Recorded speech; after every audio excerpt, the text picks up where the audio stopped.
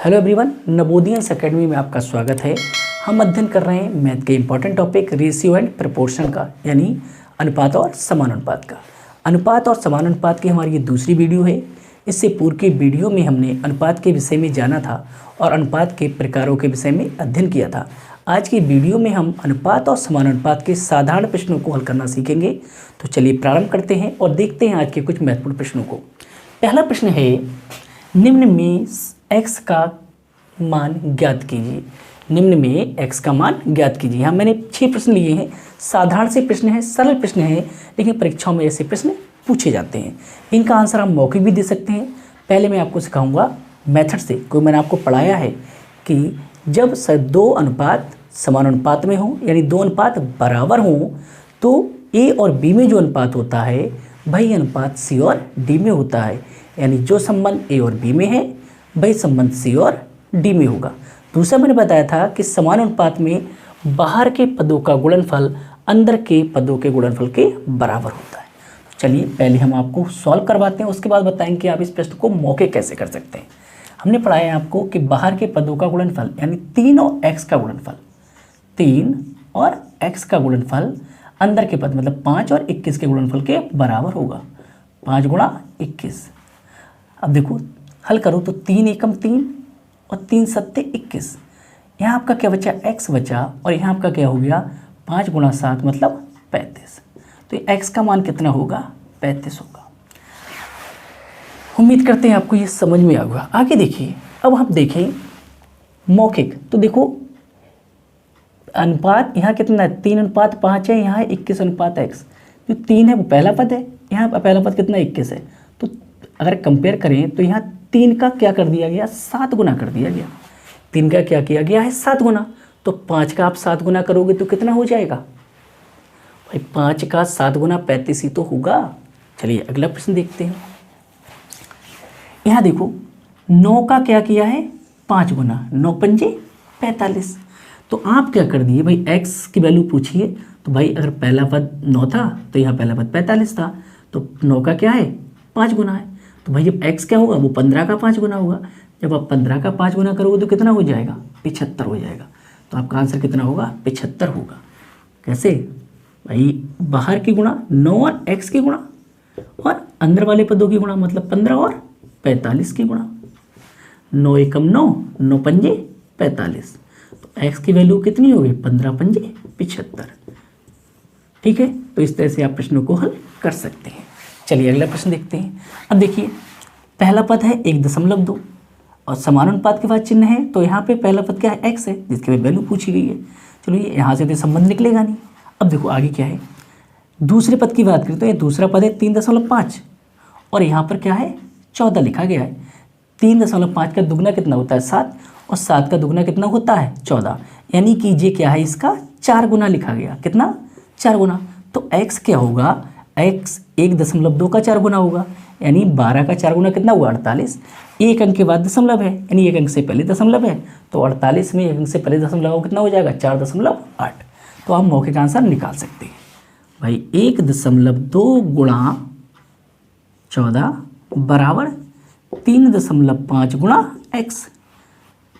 तो भाई 3.5 का दुगना कितना होगा, 7, और 7 का दुगना 14, 2 कितना हुआ, सॉरी 2 नहीं 4, कितना हुआ 4। तो 4 दूनी 8 और 4 एकम 4, तो कितना हो जाएगा 4.8। आगे देखिए इसमें क्या है भाई, 45 का 2 गुना यहाँ लिखा गया है, तभी तो ये 9 हुआ। यानी कि x का 2 गुना यहाँ लिखा गया होगा, तो यहाँ कितना लिखा गया, 2.6। तो इसका मतलब यहाँ कितना होगा भाई, 1.3 ही तो होगा भाई। 1.3 का 2 गुना ही तो होता है 2.6। यानी कि अगर मैं देखूं तो भाई 9 का आधा यहाँ लिखा गया है, क्योंकि पहला पद है भाई। पहले वाले अनुपात की बात की गई, तो 9 का आधा कितना है, 4.5। तो 2.6 का आधा कितना होगा, 1.3। तो आपका आंसर कितना हो जाएगा, 1.3। तो आप इसे गुणा करके भी सॉल्व कर सकते हैं। आगे देखिए यहाँ पे पहले अनुपात में क्या है, 9x/9 है। यहाँ कितना है, 1:4.5 है। यहाँ क्या है देखो भाई, 4 लास्ट पद की बात करें, दोनों का सेकंड पद में भाई 4.5 का 2 गुना यहाँ लिखा गया है 9। तो भाई 1 का 2 गुना कितना हो जाएगा, 2। तो इसका मतलब ये हुआ कि x की वैल्यू कितनी है, 2 है। तो आपका आंसर कितना हो जाएगा, 2 हो जाएगा। इसमें देखिए भाई पहले पद का रिलेशन हमसे पूछा गया है, दूसरे में क्या है 2.3 का दोगुना यहाँ लिखा गया, 2.3 का दोगुना लिखा गया। तो 1.5 का दोगुना कितना होगा, x का मान। तो x का मान कितना होगा, 1.5 का दोगुना कितना होता है, 3। तो x का मान कितना हो जाएगा, 3 हो जाएगा। तो इस तरह के साधारण प्रश्न भी परीक्षाओं में पूछे जाते हैं। उम्मीद करते हैं आपको समझ में आ गया होगा। चलिए देखते हैं अगले प्रश्नों के लिए। अगला प्रश्न है 9 और 25 का मध्य अनुपाती क्या होगा।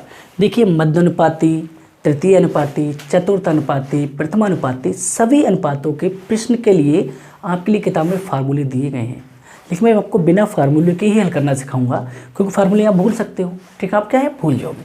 तो देखिए आपसे कहा गया है 9 और 25 का मध्य अनुपाती। जब देखिए 2 व्यक्ति हैं, मान लिया जाए मैंने लिखा है ए और बी, ये अगर 2 व्यक्ति हैं और कहा गया है इसके मध्य में क्या होगा, तो भाई अगर से कोई मध्य में है तो इसका मतलब कोई बीच की चीज़ तो है जो गायब है। जो गायब है वो क्या है, बीच की चीज़ है। भाई इन 2 व्यक्तियों के बीच में कोई व्यक्ति बैठा है, वही तो मध्य में आएगा। भाई अगर 2 के मध्य में है तो मतलब कुल मिला के 3 लोग कितने होंगे, 3 होंगे। 3 में तो कोई बीच में होगा। आगे देखिए आपको दिया गया है 9 और 25 और आपसे कहा गया किसका मध्य अनुपाती बताओ। तो 9 और 25 के मध्य में आप क्या है, x मान लीजिए। अब आपके पास कितने पद हो गए, 1 2 3 पद हो गए। कितने पद हो गए, 3 पद। अगर आपके पास 3 पद है तो आप इसे कैसे लिखोगे भाई, वितता अनुपात में होगा जी। ये कितना हो जाएगा, 9 अनुपात x समान अनुपात x अनुपात 25। क्या हो जाएगा, x अनुपात 25। तो जब भी आपको कोई मध्य अनुपात की चीज़ पूछी जाती है, 2 हैं तो भाई मध्य में क्या होगा, बीच में। मध्य का मतलब क्या होता है, बीच में, यानी बीच वाला पद क्या है, गायब है। हल करोगे तो भाई बाहर बाहर की गुणा अंदर अंदर की गुणा, बाहर बाहर की गुणा और अंदर अंदर गुणा। तो x गुणा x बराबर 9 गुणा 25। ये क्या हुआ, ये हुआ x स्क्वायर बराबर 225। x स्क्वायर बराबर 225। अगर मैं x का मान निकालूं तो मेरा क्या हो जाएगा, अंडर रूट 225, अंडर रूट 225। और 225 का वर्गमूल कितना होता है, 15 होता है। तो x का मान कितना हो जाएगा, 15 हो जाएगा। तो इस तरह से आप किन्हीं भी संख्याओं अगर आपसे मध्यानुपाती पूछा जाता है तो आप आसानी से निकाल सकते हैं। आगे देखिए यहाँ भी लिखा गया है 0.02 और 0.32 का मध्य समानुपात क्या होगा। तो इसका मतलब मध्य का पद फिर गायब है, आपका मिस किया गया, वो आपसे पूछा गया है। तो इसका मतलब इसे आप कैसे लिखोगे, 0.02 x और 0.32।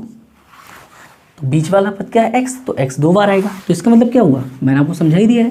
तो अब इसे कैसे लिखोगे, 0.02 अनुपात x समान अनुपात x अनुपात 0.32। x स्क्वायर बराबर आपका क्या हुआ, 0.02 गुणा 0.32, यानी x स्क्वायर बराबर हो गया भाई 32 दूनी कितना हुआ, 64। दशमलव बाद कितने पद हैं, 2 और 2 4 पद, यानी कि 4 पदों से पहले दशमलव लगेगा। तो 2 पद तो हैं, एक ये हुआ एक ये हुआ, इससे पहले लगेगा दशमलव, तो यानी पहले 0 लेना पड़ेगा। यानी अब आप क्या निकालो, x की वैल्यू, तो x की वैल्यू निकालोगे तो क्या बनेगा, अंडर रूट 0.0064। और मैंने इसका वर्गमूल निकालना आपको मौखिक सिखाया है। कितने जोड़े दशमलव के बाद, 1 और 2, 64 का वर्गमूल कितना हुआ, 8। इस जोड़े का क्या है, आप 0 लिख लीजिए।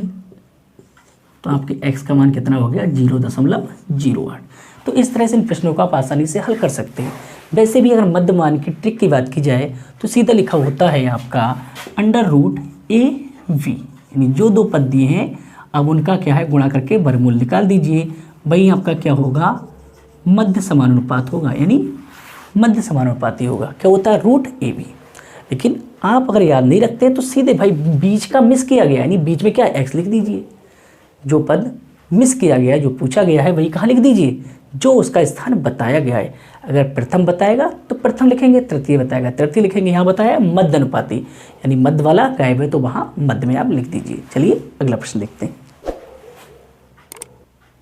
अगला प्रश्न है 12 और 30 का तृतीय अनुपाती क्या होगा। भाई आपको 2 पद दिए हैं, पहला और दूसरा, और तीसरा पूछा गया है, यानी तीसरा पद क्या होगा, x ले लेंगे। तीसरा पद क्या करेंगे, x ले लेंगे। 12 30 और तीसरा पद पूछा गया है तो उसे क्या x ले लीजिए। क्योंकि जब 2 पद दिए हैं तो तीसरा पद ही x होगा। हल करो तो भाई अब देखो बीच वाला पद ही 2 बार आता है, यानी AB/BC। तो आप इसे कैसे लिखोगे? 12:30 समानुपात 30:x। बाहर बाहर की गुणा अंदर अंदर की गुणा, तो ये क्या हुआ भाई? ये हुआ 12 गुणा x बराबर 30 गुणा 30, यानी x बराबर हो गया 30 गुणा 30/12।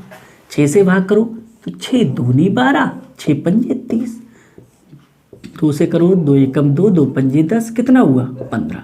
तो 15 पंजे कितना हो जाएगा? 75। कितना हो जाएगा? 75। तो इस तरह से आप प्रश्नों को हल कर सकते हैं। तृतीय अनुपात पूछा है, 2 पद दिए हैं, तो तृतीय पद क्या मान लीजिए आप? x मान लीजिए। चलिए अगला प्रश्न देखते हैं। 0.6 और 1.8 का तृतीय अनुपात क्या है? सेम पद वही लिख दीजिए भाई। 0.6 दूसरा पद क्या होगा? 1.8 समान अनुपात भाई, तीसरा x है तो दूसरा 2 बार लिखा जाएगा 1.8, उसके बाद x। बाहर बाहर की गुणा अंदर अंदर की गुणा, तो क्या हो जाएगा? 1.8 गुणा 1.8 बटे 0.6। अब हल करो तो कितना आएगा भाई? 6 एकम 6, 6 3 18, क्योंकि दशमलव बाद एक एक अंक है। 18 3 54, 18 3 54 भाई, दशमलव के बाद का एक अंक है तो एक अंक से पहले दशमलव लगा दिए, तो हमारा आंसर कितना हो जाएगा? 5.4। तो इस तरह के साधारण प्रश्न परीक्षाओं में बार बार पूछे गए हैं, तो आपको कोई ट्रिक नहीं याद करनी है, बस आपको ध्यान रखना है कि जो पद मिस किया गया है, यानी जो आपसे पूछा गया है उसकी जगह आप x लिख दीजिए, बाकी जो पद आपको दिए गए हैं वो उसी क्रम में लगा दीजिए। चलिए देखते हैं अगले प्रश्न के लिए। अगला प्रश्न है 12, 16 और 18 का चौथा समानुपात क्या होगा? देखो 3 पद दिए हैं, पहला दूसरा तीसरा, चौथा पूछा गया, तो चौथा पद क्या होगा? x होगा। अब लिखेंगे तो कैसे लिखेंगे भाई? पहला पद 12, दूसरा पद 16, फिर क्या आता है? समानुपात का साइन आता है, फिर होगा 18, और उसके बाद चौथा पद आपसे पूछा गया है तो चौथा x मान लीजिए। बाहर बाहर की गुणा अंदर अंदर की गुणा, तो ये क्या हुआ? ये हुआ 12 गुणा x। भाई मैं समझा रहा हूँ इसलिए मैं लिख रहा हूँ, आपको लिखने की जरूरत नहीं है। 16 गुणा 18, x का मान निकालोगे तो कितना हो जाएगा? 16 गुणा 18 बटे 12, 6 दूनी 12 और 6 3 18, 2 एकम 2, 2 अट्ठे 16, तो 8 3 कितना हो गया? 24। तो चौथा अनुपात क्या होगा उसका? 24 होगा। तो इतनी आसानी से आप सारे प्रश्नों को ये निकाल सकते हैं, हल कर सकते हैं, और आपको किसी ट्रिक या फार्मूले की ज़रूरत नहीं है। आगे देखिए अगला प्रश्न है 0.12, 0.21 और 8 का चतुर्थानुपाती क्या होगा? पहला दूसरा तीसरा, चौथा पूछा तो चौथा पद x लिख दीजिए। 0.12 अनुपात 0.21 समान अनुपात 8, और चौथा पद क्या होगा भाई? x होगा। बाहर बाहर की गुणा अंदर अंदर की गुणा, तो क्या होगा भाई? अंदर वाले दोनों पद क्या हैं? 0.21 गुणा 8 बटे भाई पहला पद और लास्ट पद x का मान निकाल रहे हो, तो पहला पद का पहुँच जाएगा नीचे 0.12। अब देखिए यहाँ भी दशमलव बाद 2 अंक है, यहाँ भी दशमलव बाद 2 अंक है, तो चेंज कर दीजिए। फिलहाल तो आप सीधे कर सकते हो, तो 21 गुणा 8 बट्टे कितना हो जाएगा? 12। भाई 2 अंक यहाँ है, 2 अंक यहाँ है, दशमलव कैंसिल। हल करो तो 4 3 12, 4 दूनी 8, 3 एकम 3 और 3 सत्ते 21, तो 7 दूनी कितना हो गया? 14। तो चतुर्थानुपाती कितना हो जाएगा? 14 हो जाएगा। तो उम्मीद करते हैं ये प्रश्न आपको समझ में आ गए होंगे। चलिए अगले प्रश्नों को देखते हैं। अगला प्रश्न है 8, 5 और 2.5 का प्रथमानुपाती क्या होगा? अब देखिए प्रथमानुपाती पूछा है, 3 पद आपको दिए हैं, तो पहला पद ही तो x होगा, क्योंकि प्रथम पद ही आपसे पूछा है। तो प्रथम पद की जगह पर आप x लिख लीजिए, दूसरे पद की जगह पर भाई 8 आएगा, तीसरा पद कितना होगा? 5 होगा, और चौथा पद कितना हो जाएगा? 2.5।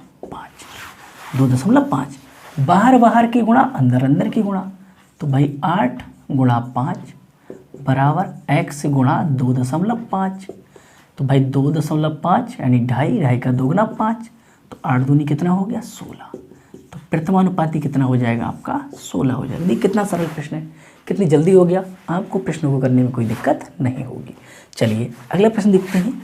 18 और 27 का प्रथमानुपाती, भाई दो पद हैं, प्रथमानुपाती पूछा तो प्रथम वाला तो x हो गया, दूसरा क्या होगा 18 और तीसरा क्या होगा 27। अब देखिए यहाँ तीन पद हैं, जब इन्हें आप सजाओगे तो कैसे सजाओगे भाई, x अनुपात 18 समानुपात 18 अनुपात 27। क्यों? क्योंकि जो बीच वाला पद है वो दो बार लिखा जाता है। तीन पद हैं, किस में होंगे, वितता अनुपात में होंगे। हल करोगे तो क्या हो जाएगा भाई, 18 की गुणा x और 27 की गुणा, तो x गुणा 27 बराबर 18 गुणा 18।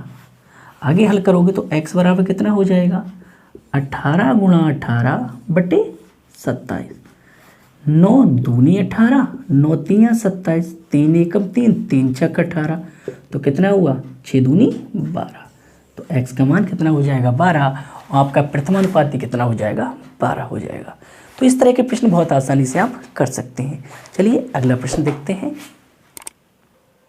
अगला प्रश्न है 2:3, 6:11 और 11:2 का मिश्र अनुपात क्या होगा। तो मैंने आपको क्या बताया था, मिश्र अनुपात क्या होता है, 2 या 2 से अधिक अनुपातों के प्रथम पदों का गुणनफल और द्वितीय पदों के गुणनफल का जो अनुपात होता है वह क्या है, मिश्र अनुपात कहलाता है। बहुत सरल सा प्रश्न है। तीनों अनुपात के प्रथम पदों को ले लीजिए, 2, इसका प्रथम पद 6 और तीसरे का प्रथम पद 11, इनका गुणनफल का अनुपात इनके द्वितीय पदों से, द्वितीय पद क्या है भाई 3 है, दूसरे पद का द्वितीय पद 11 है और तीसरे पद का द्वितीय पद क्या है 2 है। इनमें जो अनुपात है वही क्या है, मिश्र अनुपात है, यानी 2, 6, 11 का गुणनफल, 3, 11 और 2 का गुणनफल।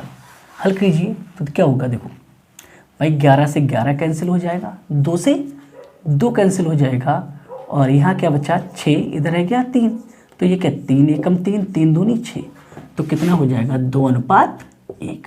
बहुत सरल सा प्रश्न था और ये प्रश्न परीक्षाओं में पूछा गया है, सारे वही प्रश्न ये हैं।